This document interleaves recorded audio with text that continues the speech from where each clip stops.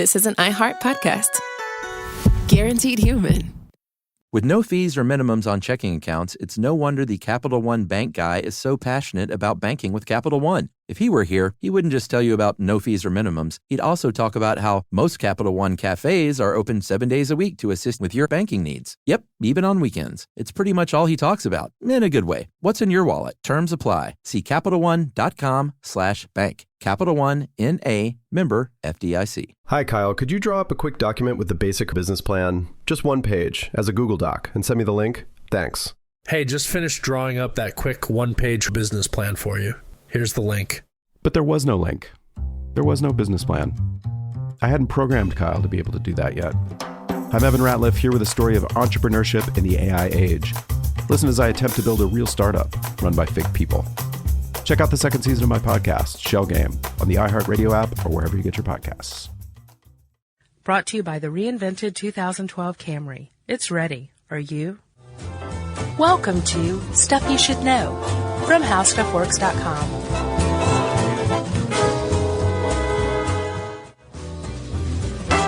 Hey, and welcome to the podcast. I'm Josh Clark, and with me, as always, is Charles W. Chuck Bryant.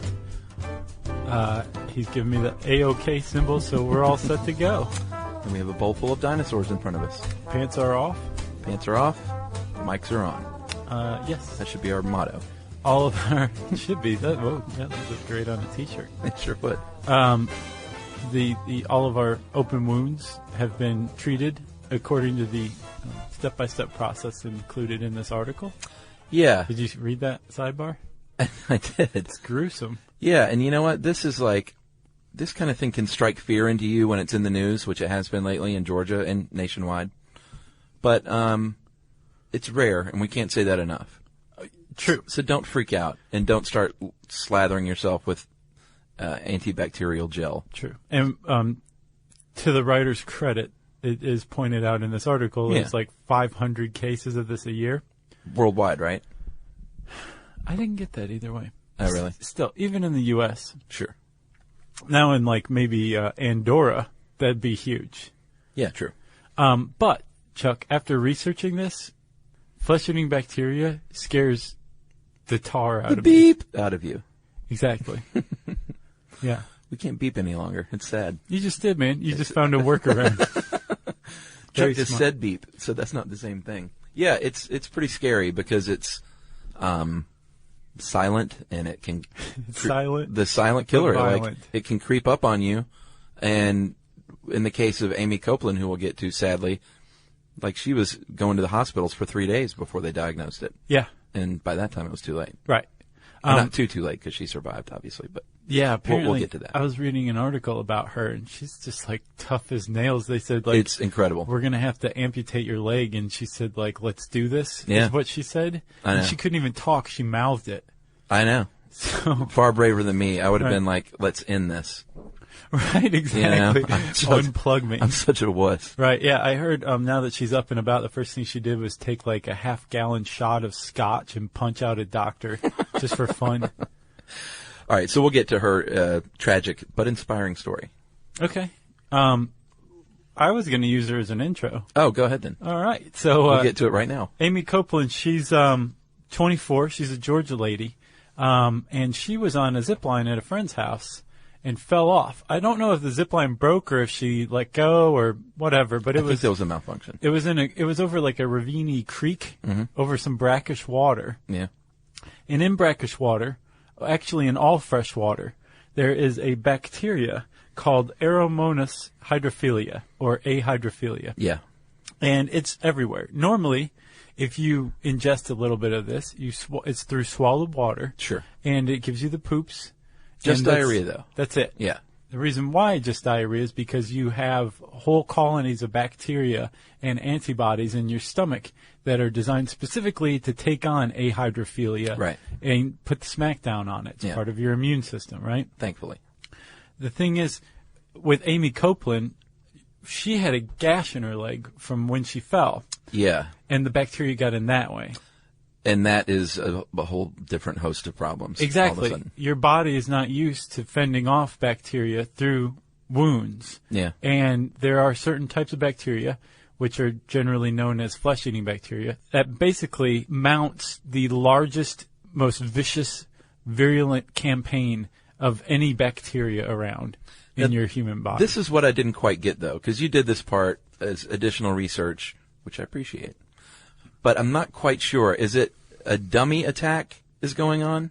You want to get into this? This is how flesh-eating bacteria Yeah, works. I mean, we might as well go ahead and tackle this, and then we'll finish up Amy's story, then get into it. Okay, so what happens is the bacteria, which is, again, a hydrophilia, it's everywhere. Yeah. And our bodies are used to it. Right. Strep, the same group A strep. Streptococcus A? Yeah. That's what gives us strep throat. Sure. It's everywhere. 15 to 30% of people are carriers, right? These things are everywhere. And normally when they get into our body through normal channels, our body knows how to ward it off. When they come in through a wound, you have potentially big trouble. And these bacteria are capable of producing toxins. There's enterotoxins. Yeah. Which are cytotoxins, meaning like they directly go and like kill cells. They like weaken the membrane or something like that. So they can go and attack tissues. And then another thing that they might express genetically is exotoxins. Right. These are the ones where if you have a bacteria that expresses exotoxins. That's good, right?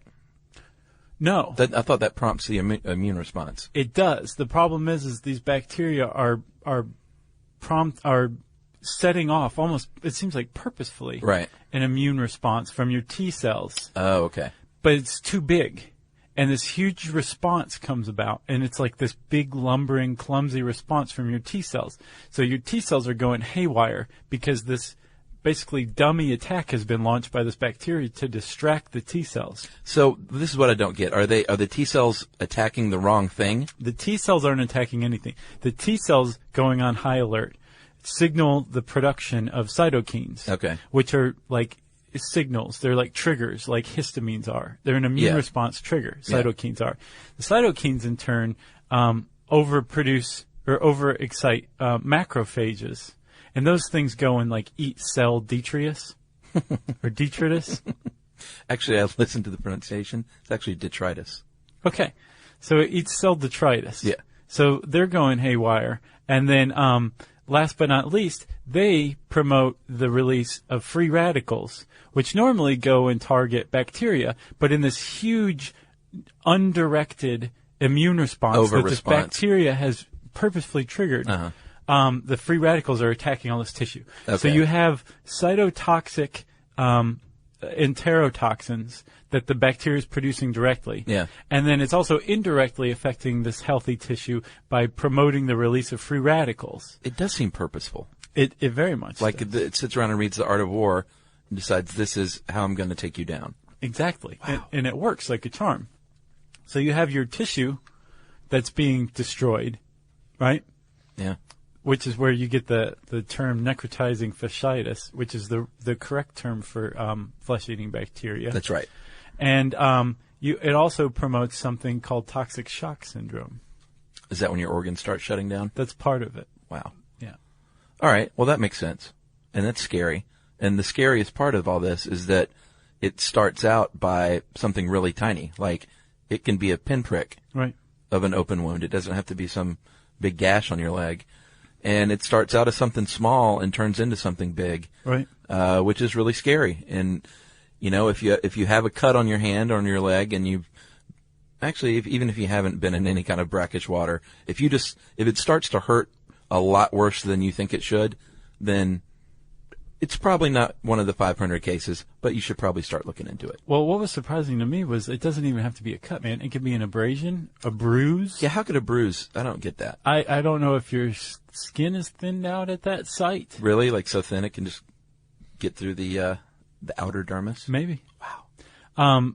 But yeah, you can, and it doesn't just have to be, like you said, brackish water. Like if you have a cut, an open wound on your finger, and you're around somebody with strep throat, you could conceivably, all the stuff is in place for you to contract necrotizing fasciitis. And it can go person to person for sure, but without an open wound, it's pretty unlikely.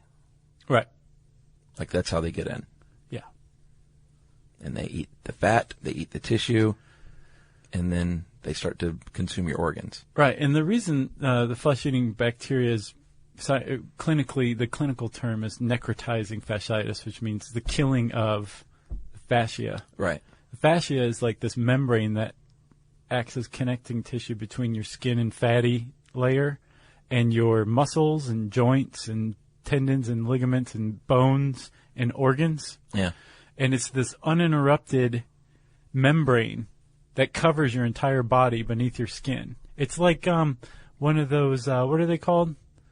The one guy sent it to us. We have a green screen one. Oh, the root suit. Yeah, the bodysuit. It's like a root suit. Yeah. But it's between your skin and your muscles. Right. This is where this infection takes place. And since it's uninterrupted, it can go everywhere. It just basically chugs along and separates your skin from your muscles by killing all the tissue around it. Well, and the other scary part is it's really, really, really fast. Yeah. Like this football player from the University of Tulsa died in a week. Yep. Big, healthy tight end, you know. Like you don't have to be weak and you don't have to be old or a child. Like it can attack anyone that gets it and take you out pretty quickly. Yeah. In just a matter of days, like you said, it can go from a pinprick to, you know, you just lost your leg. Yeah, well, which is what happened with Amy Copeland. I mean, it's a miracle that she's alive right now. Yeah. But she ended up having her left leg completely amputated, her right foot, both of her hands, and part of her torso. God. And she got out of the hospital and, like, I mean, it took a while, but then I think 2 or 3 days later, she was already had taught herself how to eat. This company has thrown in to build like a $40,000 addition to her home. Nice. For like rehabilitation and stuff.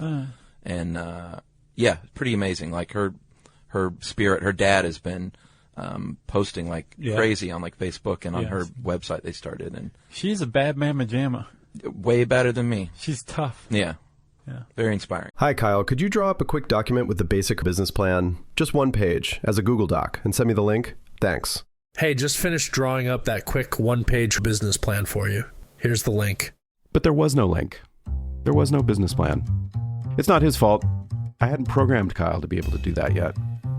My name is Evan Ratliff. I decided to create Kyle, my AI co-founder, after hearing a lot of stuff like this from OpenAI CEO Sam Altman. There's this betting pool for the first year that there's a one-person billion-dollar company, which would have been like unimaginable without AI, and now will happen.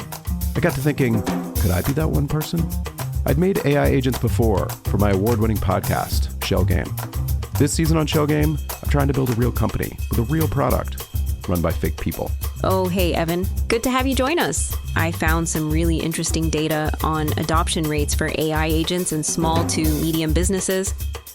Listen to Shell Game on the iHeartRadio app or wherever you get your podcasts. The moments that shape us often begin with a simple question. What do I want my life to look like now? I'm Dr. Joy Harden Bradford, and on Therapy for Black Girls, we create space for honest conversations about identity, relationships, mental health, and the choices that help us grow. As cybersecurity expert Camille Stewart-Gloucester reminds us, we're in a divisive time where our comments are weaponized against us. And so what we find is a lot of Black women are standing up and speaking out because they feel the brunt of the pain. Each week, we explore the tools and insights that help you move with purpose, whether you're navigating something new or returning to yourself. If you're ready for thoughtful guidance and grounded support, this is the place for you. Listen to Therapy for Black Girls on the iHeartRadio app, Apple Podcasts, or wherever you get your podcasts. So when, let's say, if what's also crazy, Chuck, it's not just her. There was another dude from Cartersville, Georgia, I heard about who that. had another necrotizing fasciitis case. Yeah. And they were actually in the rooms next to one another at one point. They were at, I think, a burn center in Augusta. Was it? Because this place is like one of the few places in Georgia that like knows what they're doing with necrotizing fasciitis. Right. And so, you know, how do you treat this thing?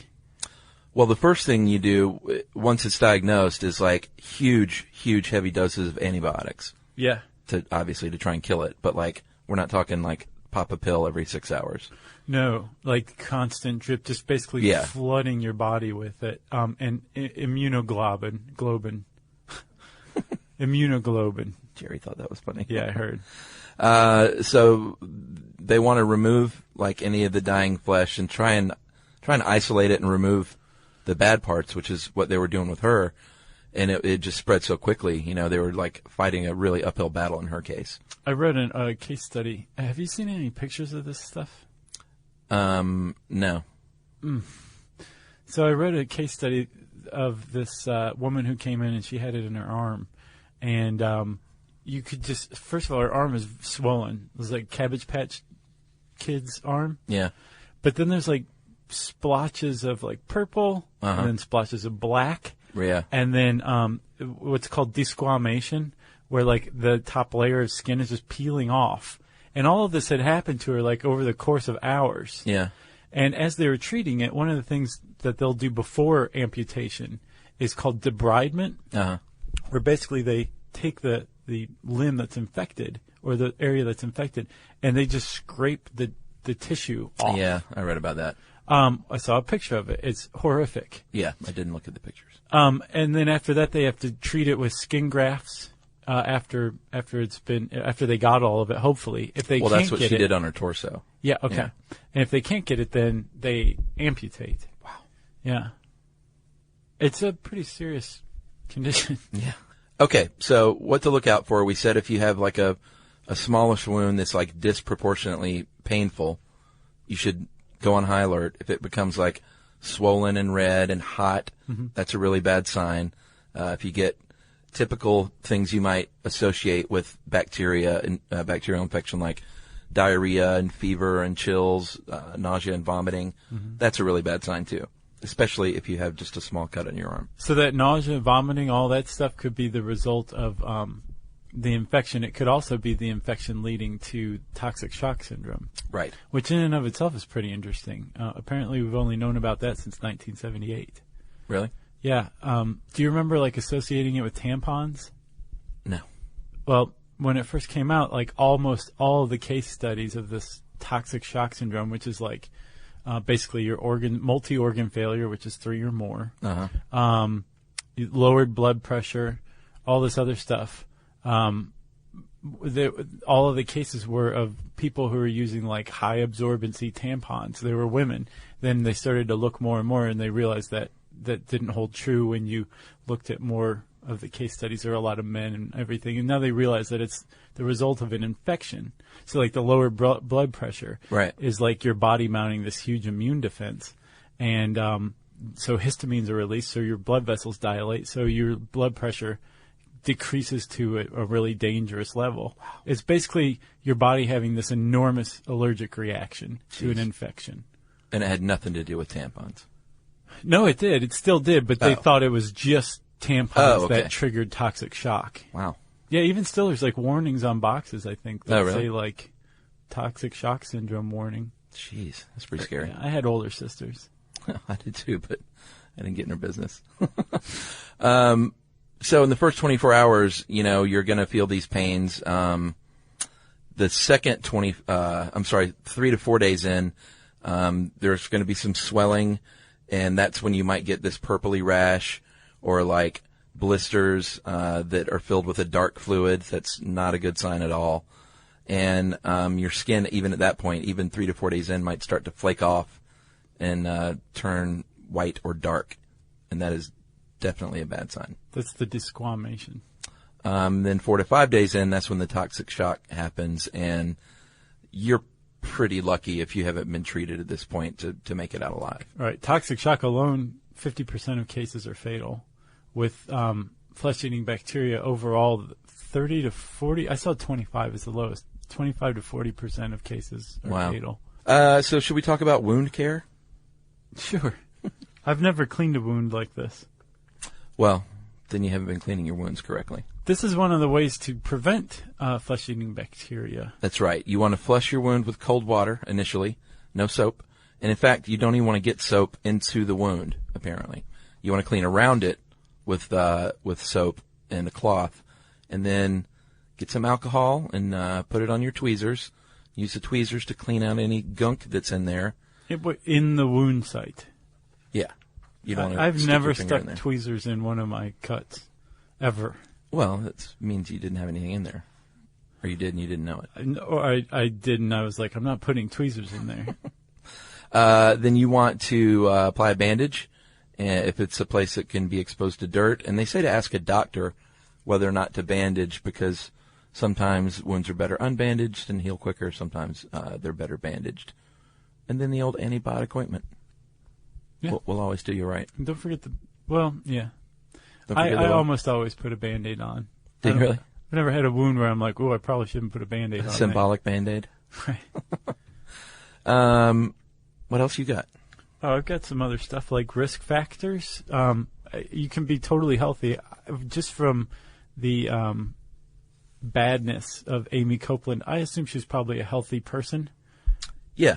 I think a lot of people typically are healthy. So you can still come down with flesh-eating bacteria, necrotizing fasciitis, as a healthy person. But there are some risk factors that would put you in the higher likelihood camp. If you've had an infection recently, especially one with a rash, like chicken pox, that's one. Cuts, abrasions, those are big ones. Steroid use, you don't want to be using steroids anyway. But even if they were prescribed, there's a lot of medications that are good. I think steroids prevent cuts from healing as fast. Is that what it is? So I think those two combined make you at a higher risk if your immune system is lower. Sure. Like if you've just been sick, maybe? Yeah. Diabetes is a big one. Oh, yeah? Yeah. And then if you are a black tar heroin user, there have been outbreaks of necrotizing fasciitis among heroin users before. There was one in the late 90s in San Francisco. Really? And black tar in particular sets you up for it because it's like this lower purity heroin that's gummy. It's gummier than regular heroin. Uh-huh. So it collapses your veins like almost immediately. So people who shoot black tar heroin do what's called skin popping, where they shoot it just under the skin or into their muscles. Gross.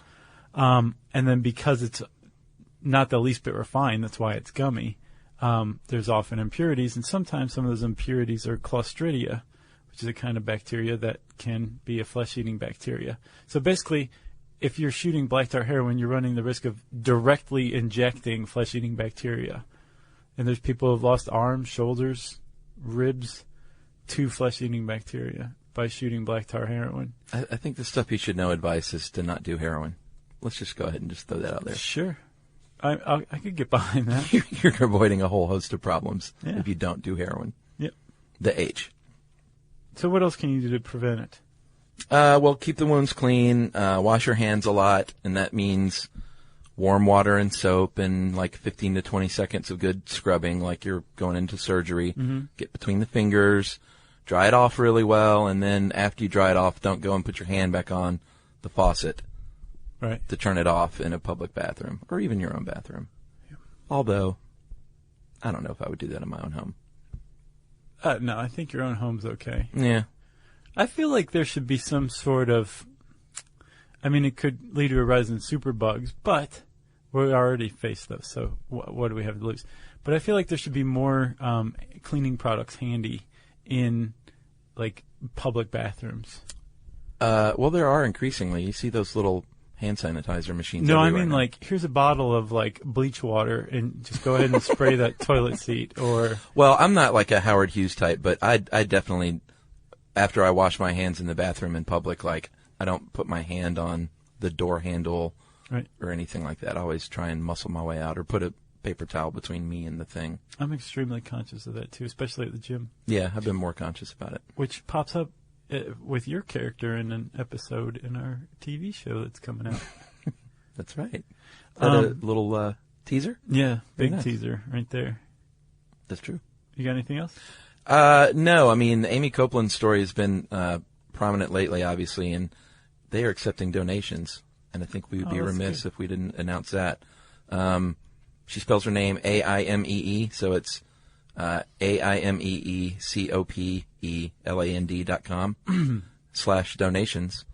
And just go to the website anyway, and just her story's on there and her progress is on there, and it's both frightening and inspiring in her case. So it's definitely, I think that triggered our desire to do this, right? Or did it? Well, yeah. I mean, just that. Not only that, but it seemed that nobody really had a good idea of what flesh-eating bacteria does. A bunch of lousy local news reports. Yeah, and I mean, not even local, like the national stuff too is like, really misinformed. Like they're like, it eats through your tissue. It doesn't eat through your tissue. Nobody dug into how it really works. It was very frustrating. You know why? Because it's way easier just to scare people with things, with non-facts. Right, but this is one of the ones where it was like the more I looked into it, the more scared I became even. Yeah, well, people are lazy. Yeah. Hi, Kyle. Could you draw up a quick document with the basic business plan, just one page, as a Google Doc, and send me the link? Thanks. Hey, just finished drawing up that quick one-page business plan for you. Here's the link.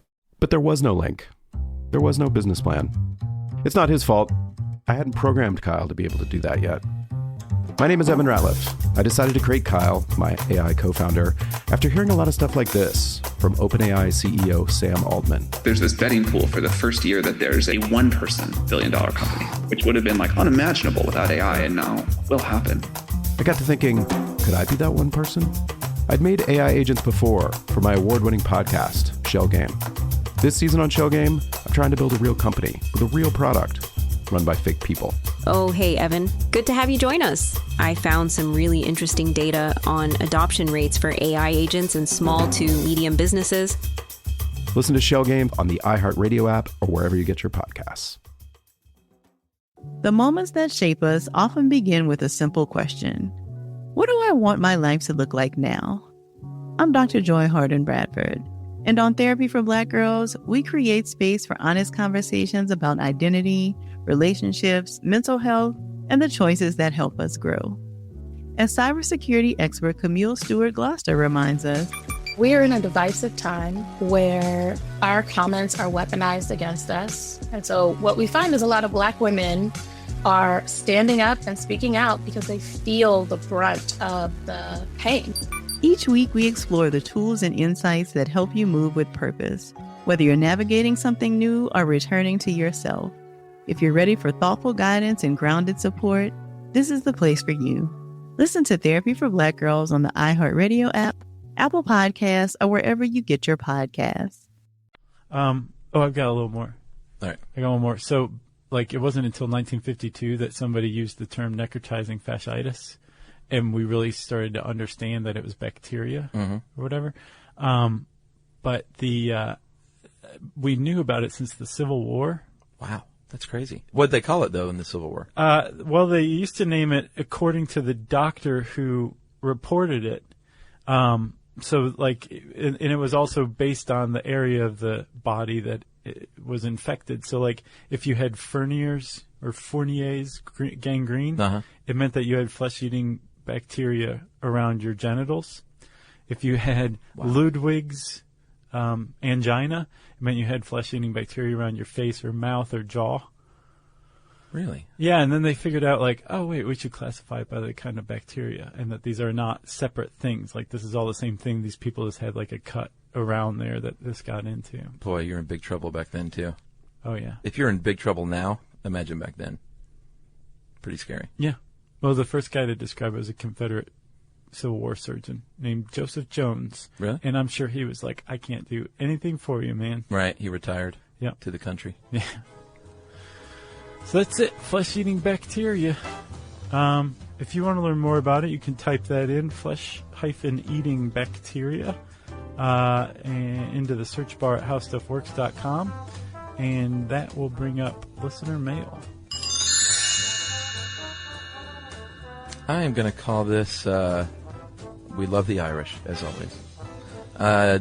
Josh and Chuck and Jerry, just a short note from an old geezer living in Limerick in Ireland, who is one of your most devoted fans. For the last number of years, when walking my dogs every Sunday on the mountains of Ireland and alpine areas occasionally, I'm listening to Stuff You Should Know on the iPod. My biggest problem is that I've not been able to source a set of earphones that will suit my border collies, who, as cool, intelligent beasts, would easily tune into you laid-back southern dudes.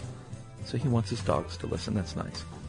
I thoroughly enjoy the show, in particular your easy symbiotic style, and I've recommended it widely. In particular, I enjoyed the Shrunken Head show because I used to have one. Nice. How, you might ask? My sister worked in Colombia in the 70s and 80s and brought me home a present of a shrunken head. It looked very real, so the first question I asked was, is it real? No, it's not, she said, but added, if you really want a genuine head, I'll bring one next time. Needless to say, I declined, which was a big mistake. Seriously. The original head is still hanging behind the bar of a pub on the west coast of Co.Clare. Is that County Clare? County Clare? All right. That's what they do in Ireland. CO. And that is from Mike Keys, and then Judy and Glenn are the dogs. He named his dogs Judy and Glenn. That's very nice. That's very they sound sweet. like a nice couple from the 50s. I know, and he's just marching around Ireland listening to us. Awesome. With his shrunken head around his neck, I guess. Well, keep marching, Glenn and Judy and Mike is the human. Mike, the human. Thank you very much for writing in on behalf of all three of you. It's pretty cool. Agreed.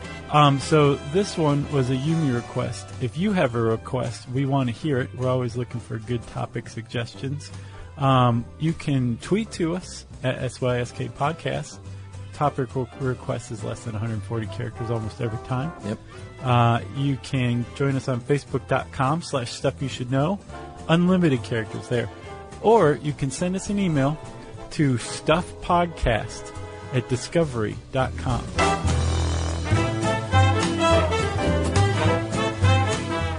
For more on this and thousands of other topics, visit howstuffworks.com.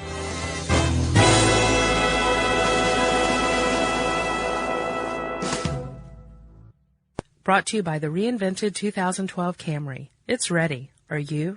Hi, Kyle. Could you draw up a quick document with the basic business plan? Just one page, as a Google Doc, and send me the link? Thanks.